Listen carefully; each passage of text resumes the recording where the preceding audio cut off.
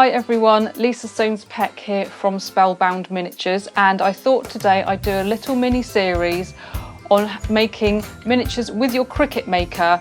If you're a beginner, you might be a little nervous of even getting the machine out of the box. So I thought we'd do sort of from the ground up, if you first got your machine, what to expect, what's in the box with it, and what else you might need to make miniatures with it. So we're going to assume you've actually got it out of the box. You've put it on your counter, your dining table, if you've got a craft room.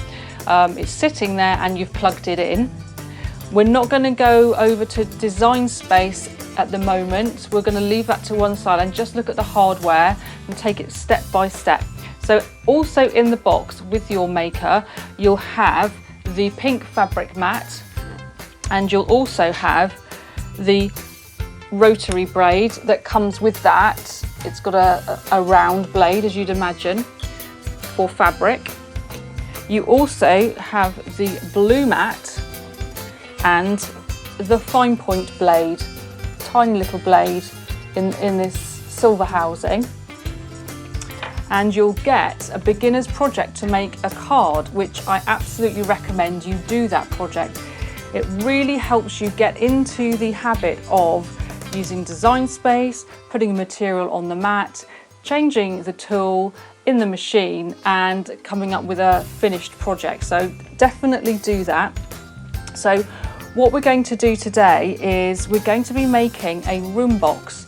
I think sometimes when you're new to miniatures, a whole house can seem quite daunting. So we're going to give you the SVGs for free. They'll be over in the Miniatures app. I'll show you how to access those at the end. You'll also need the purple strong grip mat.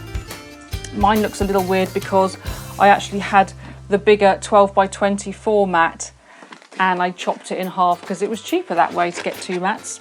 And you'll also need the knife blade and housing. That's a bigger blade and it has this gear on the top, and that's what gives it the sort of extra pressure that you need. And we will only, in these videos, we use the Cricut Maker. It has 10 times the pressure of the previous models, and it has this adaptive tool system, which is the one with the gears, and I think they help it with the pressure side to cut thicker materials. So the materials that we'll be using for the room box is Cricut chipboard.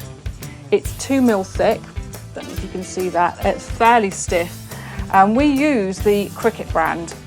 It's nice and consistent, it cuts really well, and it's not too fuzzy. You will get little bits of fluff, but on the whole, it's a nice clean cut.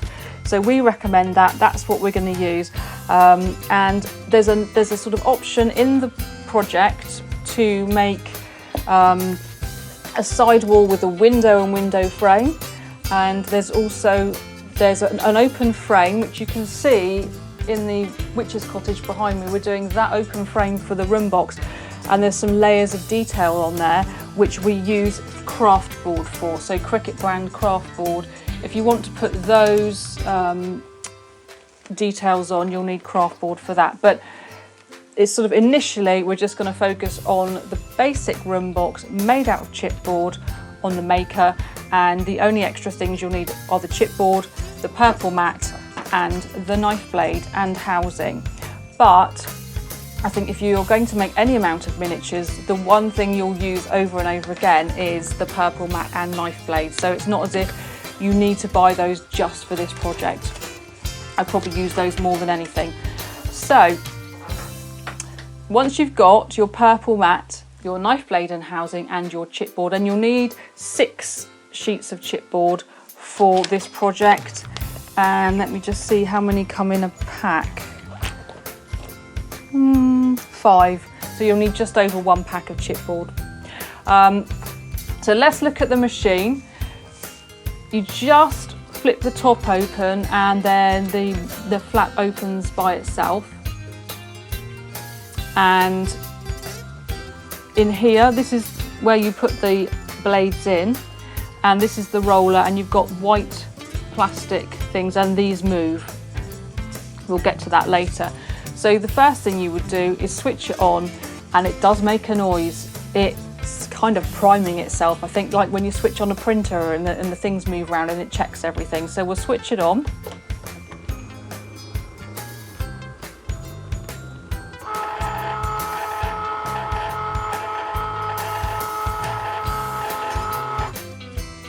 It's just checking the rollers. And there's 3 other buttons on the top. There's an arrow button which you press to load the mat in and out. There's an actual button with a C with a Cricut on it. That's the go button, and there's a pause as well. So you can always pause, you can eject the mat if something's not cutting right or if something's moved, and you can also pause just to check if the layers have cut all the way through. So if I just get those out of the way, we're going to use the purple mat and a sheet of chipboard.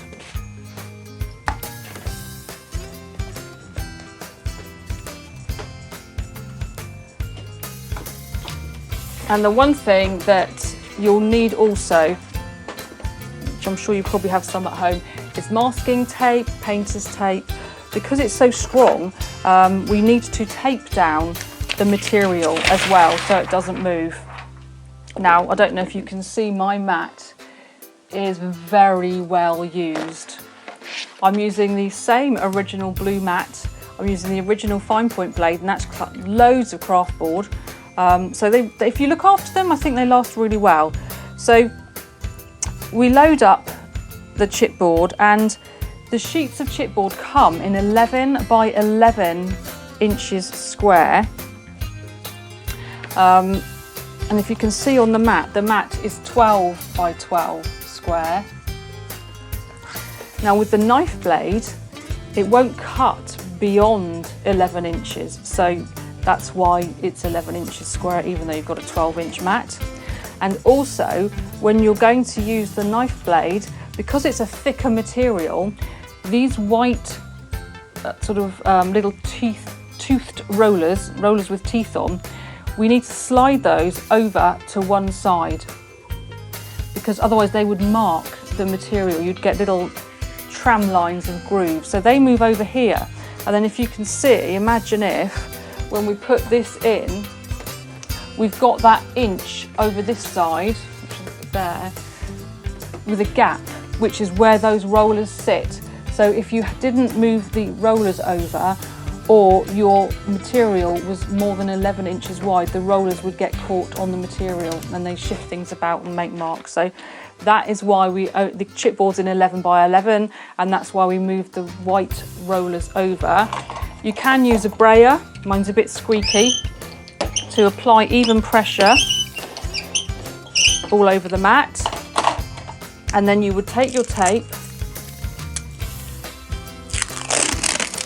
and tape it down.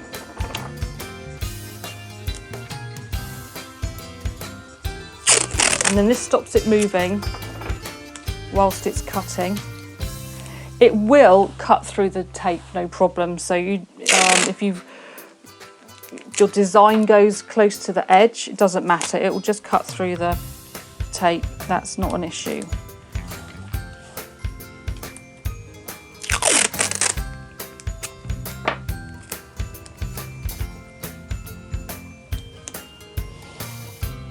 So that is all that we do